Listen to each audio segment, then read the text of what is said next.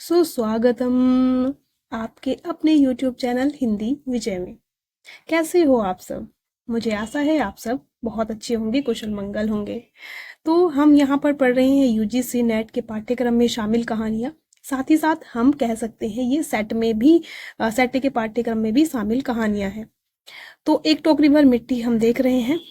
ये 1901 में प्रकाशित हुई थी। माधवराव सप्रे की ये कहानी है और कहीं कहीं इसका जो प्रकाशन वर्ष है 1900 भी देखने को मिलता है। तो चलिए बढ़ते हैं आगे। इसमें हम कहानी का अध्ययन करेंगे, मूल कहानी पढ़ेंगे, साथ ही साथ जो भी विशेष तथ्य है उनको देखेंगे, मूल पात्र गौण पात्र सभी को इसमें देखेंगे। ठीक है, बढ़ते हैं आगे। एक टोकरी भर मिट्टी, प्रकाशन वर्ष आपको बता ही दिया था कि इसका 1901 में है। साथ ही साथ मैंने आपको बताया था कि इसको कहीं कहीं 1900 ईस्वी में भी देखने को मिलती है ये कहानी कहीं कहीं। तो अगर 1901 आए या 1900 आए तो 1901 ही हम राइट लगाएंगे। पत्रिका में अगर ये छपी थी तो ये छत्तीसगढ़ मित्र पत्रिका में ये प्रकाशित हुई थी। बिलासपुर से ये पत्रिका छपती है, छत्तीसगढ़ मित्र। लेखक माधवराव सप्रे, पंडित माधवराव सप्रे, जिनका जन्म भी देख लेते हैं। 1871 ईस्वी में हुआ था, मध्य प्रदेश में, दमोह नामक। श्रेणी जो है कहानी की वो है सुधारवादी कहानी, यानी कि अंत में जाकर जो विपरीत पात्र है या निगेटिव जो पात्र है उसका हृदय परिवर्तन हो जाता है, या कह सकते हैं ये हृदय परिवर्तन कर देने वाली कहानी है। कहानी की चर्चा अगर देखे जाए सबसे पहले कहाँ देखने को मिलती है, क्योंकि सबसे प्रथम कहानी मानी जाती है, तो ये 1968 ईस्वी में सारिका पत्रिका के फरवरी अंक से इसकी चर्चा शुरू हो गई थी। इस कहानी की खोज निकालने का श्रेय किसको है? देवी प्रसाद वर्मा जी को है इस कहानी को खोज निकालने का। कहानी के अगर पात्र हम देखें तो कहानी के पात्र में ज्यादा पात्र है नहीं, छोटी सी कहानी है तो पात्र भी अधिक नहीं है। इसमें है विधवा, जमींदार और पोती। अगर देखे जाए तो यही पात्र देखने को मिलता है, विधवा और जमींदार, यही मूल रूप से देखने को मिलते हैं। जो विधवा है वो वृद्ध है, गरीब है, निसहाय है, अनाथ है। अनाथ विधवा कह सकते हैं कि अनाथ विधवा है, कोई उसके साथ नहीं है, बस उसकी एक पोती उसके साथ रहती है।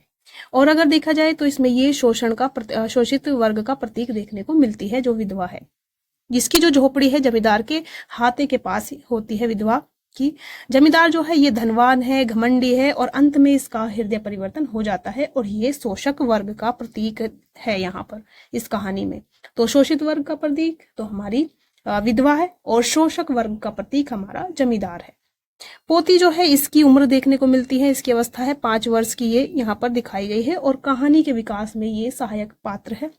अन्य पात्र अगर देखे जाए तो इनका ही सिर्फ उल्लेख मात्र मिलता है। किस किस का? विधवा के पति का, उसके पुत्र का, एक लौता पुत्र था पतोहू का, और जो जमींदार है उसका वकील है और नौकर, इनका उल्लेख मात्र मिलता है। कोई इसमें कोई ज्यादा विशेष इनका महत्व है नहीं। तीनों पात्र को लेकर लिखी गई है, विधवा, वृद्ध और उसकी पोती और जमींदार। कहानी की तरफ हम बढ़ते हैं, मूल कहानी अब पढ़ लेते हैं। तो ये जो एक टोकरी भर मिट्टी है 1901 ईस्वी में ये कहानी प्रकाशित हुई थी। फिर से आप याद रख लीजिएगा 1901। ठीक, तो ये कहानी किसकी है? माधवराव सप्रे जी की है। ये मैंने आपको बता ही दिया था, छत्तीसगढ़ मित्र पत्रिका में ये प्रकाशित हुई थी। कहानी की तरफ हम बढ़ते हैं। तो किसी महान जमींदार के महल के पास एक गरीब अनाथ विधवा की झोपड़ी थी। किसी जमींदार के महल के पास एक अनाथ विधवा की झोपड़ी थी। जमींदार साहब को अपने महल का हाथा उस झोपड़ी तक बढ़ाने की इच्छा हुई। विधवा से बहुतेरा कहा कि अपनी झोपड़ी हटा ले, पर वह तो कई जमाने से वहां बसी थी। उसका प्रिय पति, इकलौता पुत्र भी उसी झोपड़ी में मर गया था। तो कहाँ मर गए थे उसके पति और पुत्र? तो ये भी चीज पूछी जा सकती है। ठीक है, झोपड़ी में ही मर गए थे। पतोहू भी एक 5 वर्ष की कन्या को छोड़कर चल बसी थी। अब उसी पोती यानी कि उसकी पोती ही इस वृद्ध काल में एकमात्र आधार थी। जब उसे अपनी पूर्व स्थिति की याद आ जाती तो मारे दुख के फूट फूट रोने लगती थी। और जब से उसने श्रीमान पड़ोसी की इच्छा का हाल सुना तब से वह मृतप्राय हो गई है। उस झोपड़ी में उसका मन लग गया था कि बिना मरे वह वहां से निकलना नहीं चाहती थी। श्रीमान के सब प्रयत्न निष्फल हुए। तब वे अपनी जमींदारी चाल चलने लगे, यानी कि उसने सारी चाल चल ली जमींदार ने, लेकिन कोई भी बात उसकी वहां पर नहीं चली। तब उसने जमींदार ने जाकर क्या है, जमींदारी चाल चलनी शुरू कर दी। बाल की खाल निकालने वाले वकीलों की, मैंने बोला था ना कि यहाँ पर उल्लेख मात्र है। बाल की खाल निकालने वाले वकीलों की थैली गर्म कर उन्होंने अदालत से झोपड़ी पर अपना कब्जा कर लिया। अंततः उन्होंने अदालत से झोपड़ी पर कब्जा कर लिया कि मतलब इस पर तो मेरा ही जायज अधिकार है। विधवा को वहां से निकाल दिया। बेचारी अनाथ होती ही पास पड़ोस में कहीं जाकर रहने लगी। तो यहाँ पर जमींदार ने उसे निकाल दिया है उसकी झोपड़ी से, षड्यंत्र करके। एक दिन श्रीमान उस झोपड़ी के आसपास टहल रहे थे और लोगों को काम बता रहे थे। वह विधवा हाथ में एक टोकरी लेकर वहां पहुंची। श्रीमान ने उसको देखते ही अपने नौकरों से कहा कि उसे यहाँ से हटा दो, पर वह गिड़गिड़ाकर बोली, महाराज, अब तो यह झोपड़ी तुम्हारी ही हो गई है, मैं उसे लेने नहीं आई हूँ। महाराज क्षमा करें, तो एक विनती है।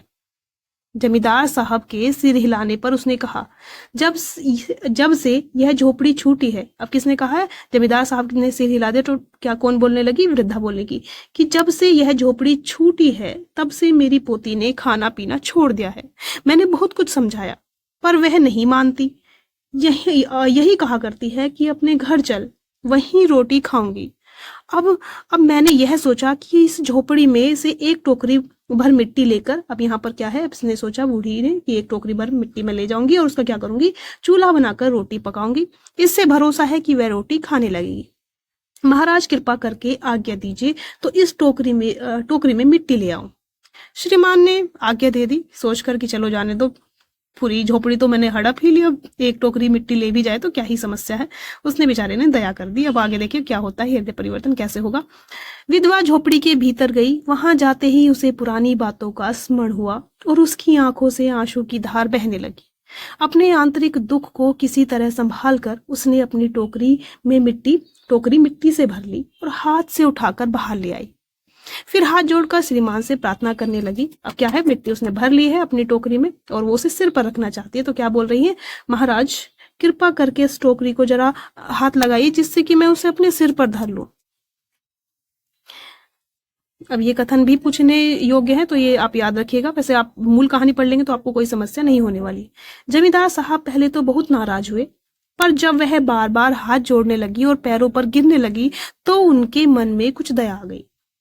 किसी नौकर से न कहकर आप ही स्वयं टोकरी उठाने आगे बढ़ गए कि किसी नौकर को क्या बोले, मैं ही उठा देता हूँ, छोटी सी तो टोकरी है ही। जो ही टोकरी को हाथ लगाकर ऊपर उठाने लगे त्यों ही देखा कि यह काम उनकी शक्ति के बाहर है। फिर तो उन्होंने अपनी सब ताकत लगाकर टोकरी को उठाना चाहा, पर जिस स्थान पर टोकरी रखी थी वहां से वह एक हाथ भी न हुई, यानी कि एक हाथ भी ऊंची न उठी। वह लज्जित होकर कहने लगे, नहीं, यह टोकरी नहीं, टोकरी हमसे ना उठाई जाएगी। अब ये कौन बोल रहे हैं? ये जमींदार साहब बोल रहे हैं। यह सुनकर विधवा ने कहा, महाराज नाराज न हो, आपसे एक टोकरी भर मिट्टी नहीं उठाई जाती और इस झोपड़ी में तो हजारों टोकरियां मिट्टी पड़ी हैं। उसका भार आप जन भर क्यों कर उठा सकेंगे? आप ही इस बात का विचार कीजिए। तो कहानी आपको कैसी लगी बताइएगा। साथ ही साथ आपकी परीक्षा के लिए जो भी उपयोगी जो पात्र थे, जो महत्वपूर्ण तथ्य थे, मैंने सब इसमें चर्चा कर ली है। बाकी इसका सारांश और बाकी चीजें हम लेकर आएंगे। साथ ही साथ जो भी आगे की जितने भी मूल रचनाएं हैं उनका पठन, वाचन या अध्ययन हम करेंगे। तो कैसी लगी कहानी आप बताइएगा जरूर। बहुत बहुत धन्यवाद।